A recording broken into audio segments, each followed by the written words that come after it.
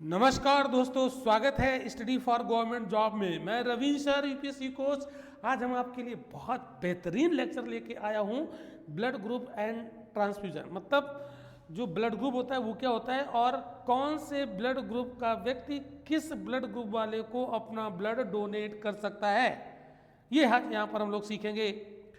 तो आप देख रहे होंगे स्लाइड पर blood group and transfusion lecture number 2 by Ravindra sir, UPSC coach, study for government job, contact number this. तो चलिए बिना किसी देरी के हम लोग शुरू करते हैं। आइए देखते हैं, स्लाइड में नज़र डालिए आप लोग स्लाइड पर, और यहाँ पर लिखा होगा ब्लड ग्रुप। तो कार्ल लैंड स्टीनर ने ब्लड ग्रुप की खोज की थी। कितने ब्लड ग्रुप इसने बताए थे? 4 ब्लड ग्रुप बताए थे भैया। कितने? 4 ब्लड ग्रुप की खोज की थी। कब की थी? सन 1900 में। ब्लड ग्रुप ए बी और ओ, 4 ब्लड ग्रुप। अब यहाँ पर आप देखो, एक बड़ा अच्छा सा चित्र बनाया गया है। ये चित्र आप यहाँ जान लो, लेकिन अभी बाद में हम लोग इसको और अच्छे से समझेंगे। देखिए, जैसे ओ ब्लड ग्रुप वाला है, ये ओ ब्लड ग्रुप वाले को तो अपना ब्लड दे ही सकता है। ये इधर एरो लगा है, तो ये ए वाले को भी दे सकता है। किसको दे सकता है? ए वाले को दे सकता है, ये बी वाले को दे सकता है, और ये ए बी वाले को भी दे सकता है। यानी ओ ब्लड ग्रुप वाला व्यक्ति अपना ब्लड हर एक ग्रुप को दे सकता है। यानी ये सर्वदाता हो गया। क्या हो गया? सर्वदाता हो गया, यूनिवर्सल डोनर हो गया। ए वाला ए को दे सकता है, देख रहे हैं एरो, ए वाला ए को दे सकता है, ए वाला ए बी को भी दे सकता है, ठीक है, लेकिन ओ को नहीं दे सकता है। इसी प्रकार बी वाला बी को तो दे सकता है, ये ए बी को भी दे सकता है, ठीक है, और ए बी वाला सिर्फ ए बी को दे सकता है, देख रहे हैं एरो, ए बी को दे सकता है, लेकिन और किसी को नहीं दे सकता है, क्योंकि एरो आप देख रहे होंगे चित्र में। इसका मतलब ए बी क्या होता है? सर्वग्राही। ले तो सभी दे सकता है, लेकिन सभी को दे नहीं सकता, इसलिए क्या है? सर्वग्राही, ठीक है। तो इस पिक्चर को आगे आप और अच्छे से समझ पाओगे। अभी इसको हम ऐसा क्यों कर सकता है, इस चीज को आगे समझने वाले हैं अगली स्लाइड में। तो चलिए पहले कुछ फैक्ट देख लेते हैं। देखिए, 1940 में लैंड स्टीनर और वीनर ने मकाका रिसफ नाम का एक बंदर था, है ना, मंकी था, उसमें एक अतिरिक्त एंटीजन पाया, और उस एंटीजन का नाम रखा इसने RH। क्या नाम रखा? RH। तो RH फैक्टर, ठीक है। बाद में पता चला कि मनुष्य में भी RH फैक्टर पाया जाता है, तो मनुष्य में भी RH फैक्टर देखा गया। तो देखिए, हमारा जो ब्लड होता है भैया, उसमें 2 एंटीजन होते हैं, 2 एंटीबॉडी होते हैं, antigen A, antigen B. Antibody A, antibody B, 2 खोजे गए। लेकिन बाद में 1940 में लैंड स्टीनर और वीनर ने एक विशेष प्रकार का एंटीजन खोजा। किसमें? रीसस मंकी में। तो रीसस मंकी में जो RH है ना स्टार्टिंग में स्पेलिंग में, तो वहीं से इसका नाम रख दिया गया RH, और देखा गया ये मानव में भी है, तो इसलिए इसका नाम रख दिया गया RH फैक्टर, ठीक है। तो RH फैक्टर एक तीसरा एंटीजन है। तो एंटीजन और एंटीबॉडी क्या होते हैं? बेसिकली ये प्रोटीन होते हैं, अभी इस पर डिस्कस करेंगे। तो ब्लड ग्रुप ए में ये 25% देखा गया है, ए बी वालों में 10% देखा गया है, बी वालों में 35% और ओ वालों में 30%। अब ये क्वेश्चन पूछा गया, ये जो हमने यहाँ पर टेबल बनाई है, विश्व के 85% लोग RH पॉजिटिव हैं, मतलब विश्व में, दुनिया में 85% लोगों में RH फैक्टर पाया जाता है। पाया कितने में नहीं जाता है? बच गए कितने? 15%। तो RH निगेटिव कितने होते हैं? विश्व में 15%। लेकिन इंडिया का आंकड़ा अलग है। इंडिया में RH पॉजिटिव ज़्यादा पाए जाते हैं, 93%, और निगेटिव 7% पाए जाते हैं। तो पॉजिटिव ज़्यादा अच्छा होता है कि निगेटिव, ये बात अभी आपको थोड़ी देर बाद पता चलेगी। अगली स्लाइड की तरफ बढ़ते हैं भैया। अब देखो, ब्लड ग्रुप तो हमने देख लिया 4 होते हैं। ब्लड ट्रांसफ्यूजन मतलब ब्लड को चढ़ाया कैसे जाता है, नहीं, कौन सा ब्लड ग्रुप वाला व्यक्ति किस ब्लड ग्रुप वाले को अपना ब्लड दे सकता है, इसको हम यहाँ पर सीखने वाले हैं। तो देखिए, इतने अच्छे से आप सीखोगे, कभी जीवन में भूलोगे नहीं, आप छोटे मोटे डॉक्टर बन जाओगे। तो एंटीजन किस में उपस्थित होता है? आरबीसी में। और एंटीजन के नाम पर ब्लड ग्रुप का नामकरण किया जाता है, ध्यान रखना। और एंटीबॉडी किस में पाया जाता है? प्लाज्मा में। और ये लेन देन में काम आता है। तो किसी ब्लड ग्रुप का नाम अगर ब्लड ग्रुप ए है तो इसका मतलब क्या है? उसके आरबीसी में एंटीजन ए रहा होगा, है ना। अगर किसी का ब्लड ग्रुप बी है तो इसका मतलब क्या हुआ? उसके आरबीसी में कौन सा एंटीजन होगा? बी। तो जो एंटीजन होता है उसी के नाम पर उस ब्लड का नाम, ब्लड ग्रुप उसी के नाम पर रख दिया जाता है। क्लियर हो गई बात? अब देखिए, दो एंटीजन यानी एंटीजन ए, एंटीजन बी खोजे गए हैं और दो ही एंटीबॉडी खोजे गए, एंटीबॉडी ए और एंटीबॉडी बी। तो एंटीजन को कैपिटल ए और बी से डिनोट कर दिया और एंटीबॉडी को स्मॉल ए और बी से डिनोट कर दिया। लेकिन एक तीसरा एंटीजन अभी हमने आपको बताया था आरएच फैक्टर, वो भी खोजा गया। तो देखो, अब यहाँ पर मान लीजिए हम आपको चेक करके बताते हैं। देखो, एक हमने सैंपल लिया, ये लिखा एक सैंपल लिया, तो इसमें दो सर्किल बनाया गया, एक बड़ा सर्किल एक छोटा सर्किल। तो जो छोटा सर्किल है बीच में, ये हमने आरबीसी में दिखा दिया, आरबीसी है, और जो बड़ा सर्किल वो प्लाज्मा है, ठीक है। तो इसके आरबीसी में एंटीजन ए उपस्थित है। क्या उपस्थित है? एंटीजन ए लिखा है, एंटीजन ए। तो इस ब्लड ग्रुप का नाम क्या हो जाएगा? Blood group A. तो मतलब क्या हुआ? अगर किसी व्यक्ति के ब्लड ग्रुप को हमें चेक करना है तो उसका निकालते हैं सैंपल। अब सैंपल निकाल के जानते हो उसमें क्या चेक किया जाता है? उसकी जो आरबीसी होती है उसमें देखते हैं कि कौन सा एंटीजन है। तो पता लगा कि उसके आरबीसी में एंटीजन ए निकल आया, तो उसका ब्लड ग्रुप क्या हो गया? ब्लड ग्रुप ए हो गया। अगर एंटीजन बी निकलता तो ब्लड ग्रुप क्या हो जाता? बी हो जाता। तो देखो, ध्यान रखिएगा, ये प्रकृति का नियम है कि अगर एंटीजन ए है तो उसमें एंटीबॉडी उसका अपोजिट होगा, तो एंटीबॉडी इसमें क्या हो जाएगा? बी। सेम नहीं हो सकते हैं, सेम हो गए तो सर्वाइव ही नहीं कर पाएगा, मर जाएगा। तो अगर एंटीजन ए उपस्थित है आरबीसी में तो समझ लो उसके प्लाज्मा में एंटीबॉडी बी होगा, उल्टा वाला होगा, अपोजिट होगा, ठीक है। अब दूसरा सैंपल देखो, नीचे दिया हुआ है, इसके आरबीसी में क्या निकला? बी, एंटीजन बी, इसलिए इसका ब्लड ग्रुप क्या हो जाएगा? बी। तो एंटीबॉडी कौन होगा? ए। क्लियर? एंटीबॉडी कहाँ होता है? प्लाज्मा में। चलो, ये चेक करना आ गया आपको, और सारे का हमने चेक करके यहाँ पर बता दिया है। अगर एक सैंपल लिया, उसके आरबीसी में क्या निकला? एंटीजन ए बी, तो उसका ब्लड ग्रुप क्या हो गया? ए बी, क्योंकि एंटीजन के नाम पर ही नामकरण किया जाता है ब्लड ग्रुप का। समझ में आया होगा? इसके प्लाज्मा में फिर कौन सा एंटीबॉडी होगा? ना ए होगा ना बी होगा, क्योंकि अगर ए होगा तो भी मैच कर जाएगा, बी होगा तो भी मैच कर जाएगा। तो इसमें एंटीबॉडी क्या होगा? अब्सेंट होगा। तो एक क्वेश्चन पूछा जाता है, कौन सा ब्लड ग्रुप है जिसमें एंटीबॉडी नहीं पाया जाता? तो वो ब्लड ग्रुप ए बी होता है। आइए ओ में देखते हैं। तो ओ हमने यहाँ पर बनाया, इसके आरबीसी में ओ के इसमें जीरो लिखा है। जीरो का मतलब है कि एंटीजन अब्सेंट है। तो जिसमें एंटीजन अब्सेंट होता है उसको ब्लड ग्रुप जीरो बोलते हैं। नहीं, ये जीरो नहीं, ये ओ है ना। तो हमने समझने के लिए यहाँ पर लिख दिया। तो अगर इसके आरबीसी में एंटीजन जीरो है तो वो जीरो जैसा ओ हो जाएगा, तो वो कौन सा ब्लड ग्रुप हो जाएगा? ओ हो जाएगा।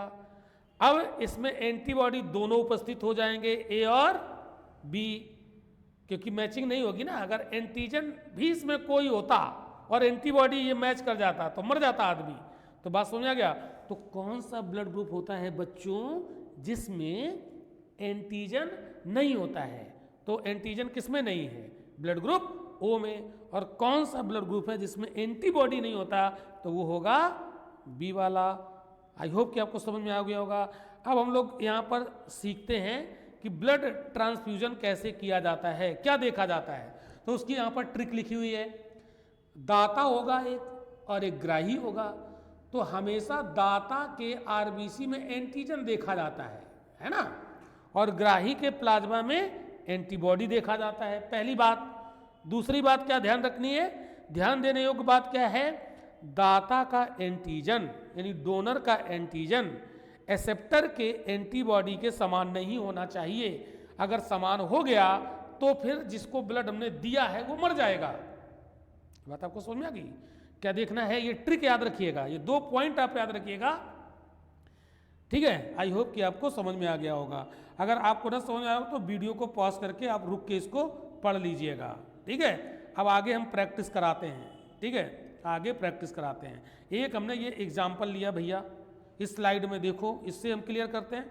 हमने यहाँ पर लिया ब्लड ग्रुप ए, और एक मान लो कोई आदमी है, स्वस्थ है, हेल्दी है, उससे हमने ब्लड निकाला, और एक पेशेंट है, उसको हमें देना है।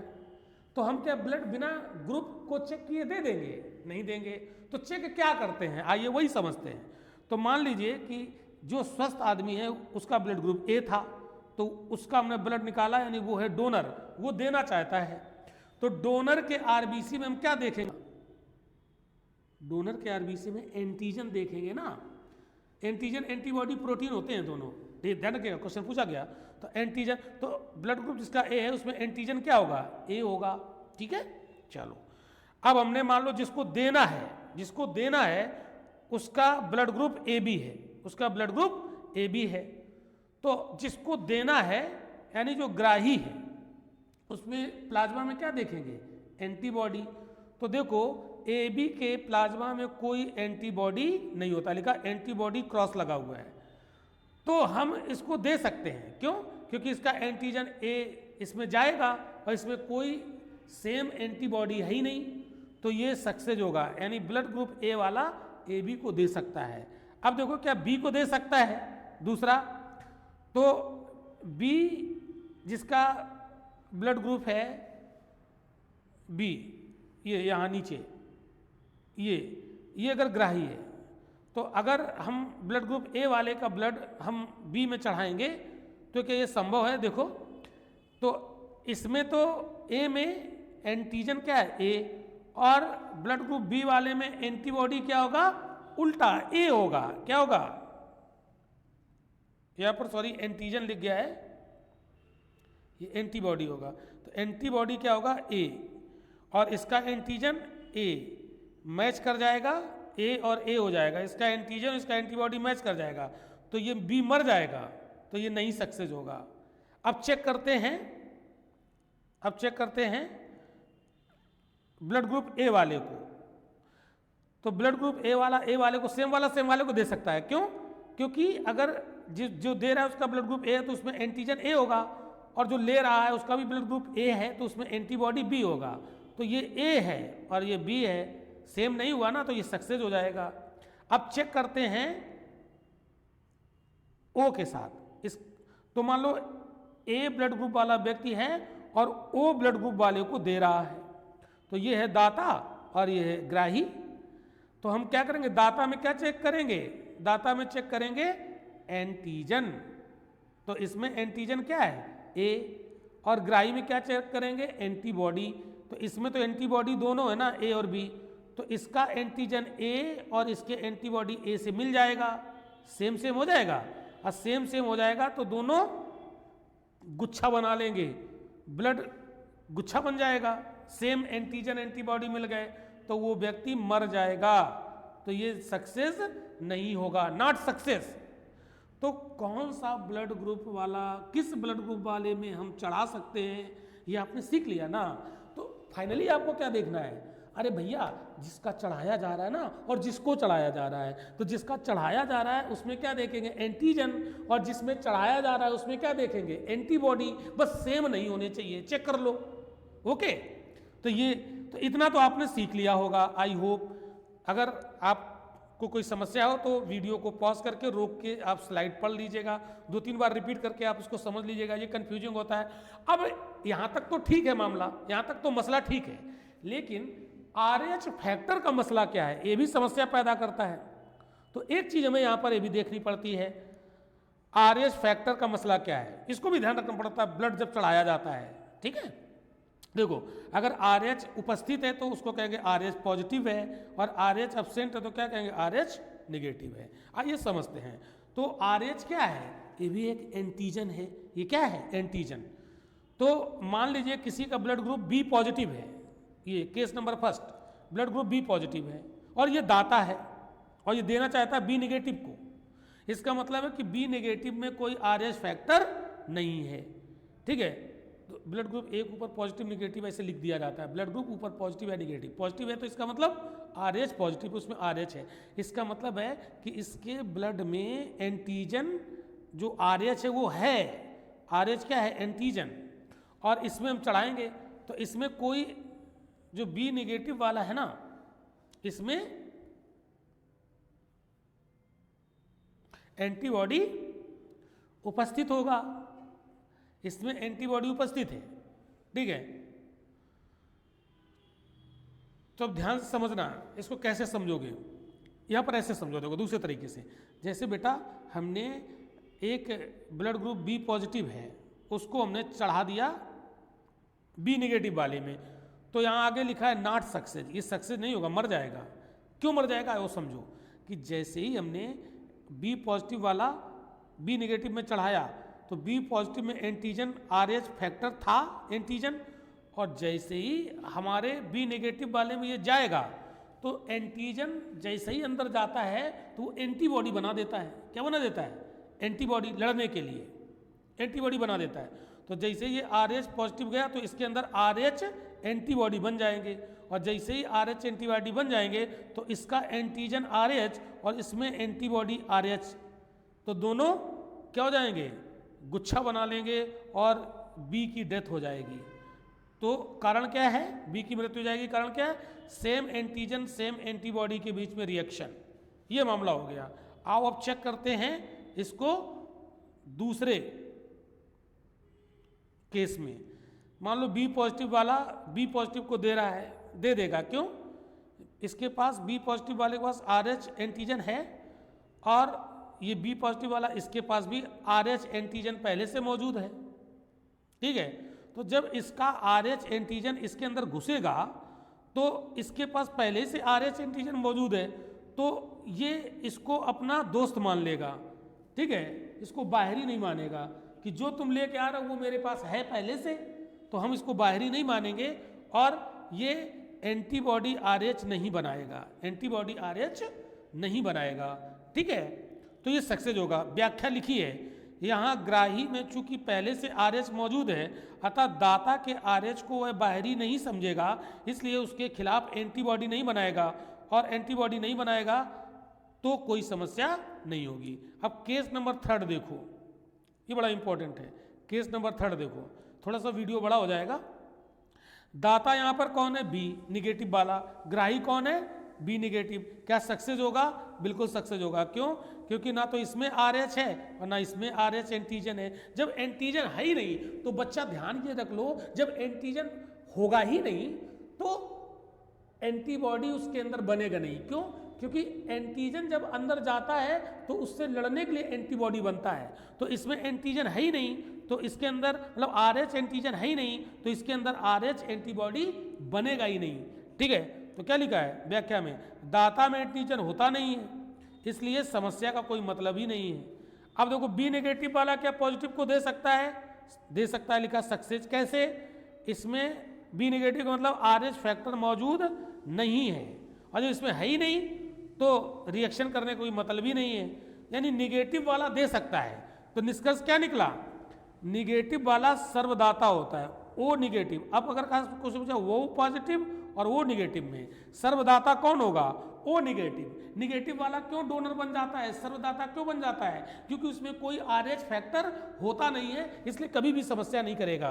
तो एक क्वेश्चन ऐसे पीसेस में आया था कि एक व्यक्ति का रोड पर एक्सीडेंट हो जाता है और उसको चाहिए ब्लड, ब्लड उसका बहुत ज़्यादा बह जाता है, तो हम उसे बिना चेक किए कौन सा ब्लड दे सकते हैं, तो क्या दे सकते हैं, ओ पॉजिटिव या ओ निगेटिव।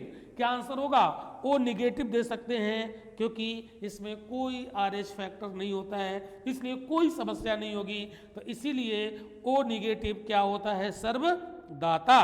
तो जब, और सर्वग्राही कौन होता था, AB, लेकिन कौन सा वाला हो जाएगा, AB पॉजिटिव।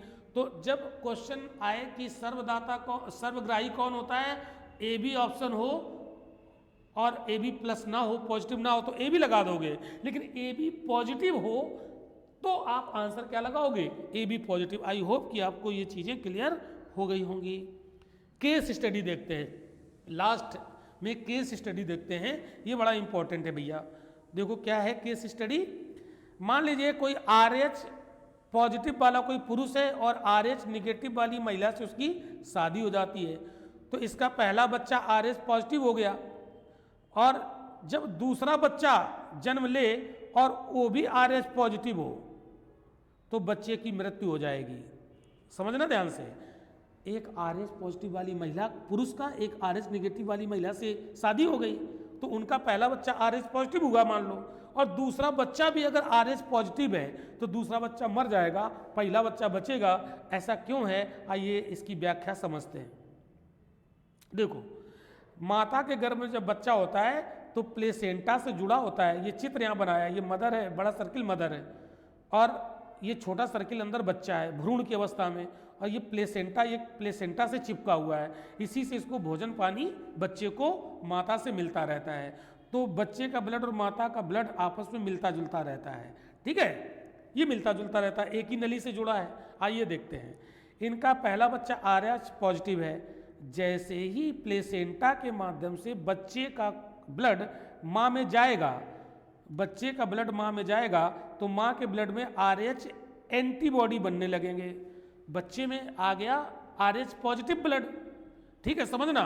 और इस प्लेसेंटा के माध्यम से माँ के अंदर चला गया बच्चे वाला ब्लड, और बच्चे वाले ब्लड में क्या था, RH पॉजिटिव। तो जैसे ही माँ के अंदर RH पॉजिटिव ब्लड जाएगा तो माँ का ब्लड जो होगा RH पॉजिटिव से निपटने के लिए एंटीबॉडी बना देगा, सेम एंटीबॉडी बनाएगा, RH एंटीबॉडी बनाने लगेगा, तो माँ के ब्लड में RH एंटीबॉडी आ जाएंगे। यदि दूसरा बच्चा भी RH पॉजिटिव है तो उसकी मृत्यु हो जाएगी। क्यों? क्योंकि माँ के ब्लड में पहले से मौजूद RH एंटीबॉडी बच्चे के RH एंटीजन से मिल जाएंगे, ये प्लेसेंटा के माध्यम से मिल जाएंगे, तो बच्चे का RH एंटीजन है और मदर से RH एंटीबॉडी मिल जाएंगे, तो बच्चे का क्या हो जाएगा, बच्चे का डेथ हो जाएगा, मृत्यु हो जाएगी, या उसको पीलिया रोग हो जाएगा। पीलिया रोग कैसे हो जाएगा और इसको समझते हैं। देखो, इस बीमारी ये बीमारी होती है ना, बच्चा मर जाता है, इसको गर्भ रक्ताणु कोरकता कहते हैं। इसमें RBC टूटने लगता है तो रेड ब्लड सेल्स टूटने लगती हैं, तो पीलिया तो हो ही जाएगा। अगर बच्चे को बचाना है तो क्या करेंगे, उसका या तो ब्लड चेंज कर दीजिए RH एंटीजन वाला, या इस समस्या को होने ही ना दिया जाए तो उसके लिए क्या करेंगे, इसके लिए बच्चे के जन्म के समय, जो पहला बच्चा जन्म ले रहा है उसके समय माँ को अपूर्ण RH का इंजेक्शन दे दिया जाए, जिससे एंटीबॉडी डिलीट हो जाएगा, माँ के ब्लड में एंटीबॉडी RH वाला रहेगा ही नहीं, तो बच्चे के एंटीजन RH से वो मैच नहीं करेगा और बच्चे की जान इस तरीके से बचाई जा सकती है। तो हमने यहाँ पर पूरी मेहनत के साथ कॉन्सेप्ट समझाने का प्रयास किया है। अब आपको अगर कॉन्सेप्ट समझ में नहीं आता है तो आप हमारे इस दिए गए नंबर पे आप कॉल कर सकते हैं, हमसे आप डिस्कशन कर सकते हैं। वैसे अगर आप वीडियो को पॉज कर करके आप देख लोगे, सुन लोगे, तो आपको क्लियर हो जाएगा। तो आज हमारा ये ब्लड का लेक्चर नंबर 2 था, जिसमें हमने सीखा ब्लड ग्रुप और कौन से ब्लड ग्रुप को किस ब्लड ग्रुप वाले पेशेंट में हम चढ़ा सकते हैं, ये चीज़ें हमने देखी, क्या समस्या पैदा होती है ये देखी। अब हमारा जो तीसरा लेक्चर आएगा इसका ब्लड ग्रुप का, ठीक है, उसमें ब्लड सर्कुलेशन पढ़ेंगे। तो तीसरा लेक्चर जो आएगा वो ब्लड सर्कुलेशन पढ़ेंगे। इसके बाद हम ह्यूमन ब्लड से जितने भी IAS PCS जितने भी किसी भी एग्जाम में क्वेश्चन आए हैं उसका हम लोग टेस्ट लगाएंगे। एक भी क्वेश्चन बाहर नहीं जाएगा अगर आपने इन लेक्चर को सही से देख लिया है। तो दोस्तों, अगर आपको हमारा कोर्स ज्वाइन करना है, पेड कोर्स, तो आप इस नंबर पर कॉल करके आप हमारे ऑनलाइन कोर्स से जुड़ सकते हैं। PDF वगैरह वहाँ पर सब मिलेगा और वहाँ पर बहुत सारा हम प्रैक्टिस भी कराते हैं। तो अगर आपको केवल वीडियो देखना है तो ये हमारे फ्री में वीडियो उपलब्ध रहेंगे हमेशा। तो बच्चों, देखने के लिए आपका बहुत बहुत धन्यवाद। लेकिन एक चीज़ याद रखिएगा, वीडियो को बहुत ज़्यादा शेयर करिए, ज़्यादा से ज़्यादा लोगों तक पहुँचा दीजिए। जो लोग पैसे दे के नहीं पढ़ सकते हैं वो फ्री में भी तैयारी कर सकते हैं।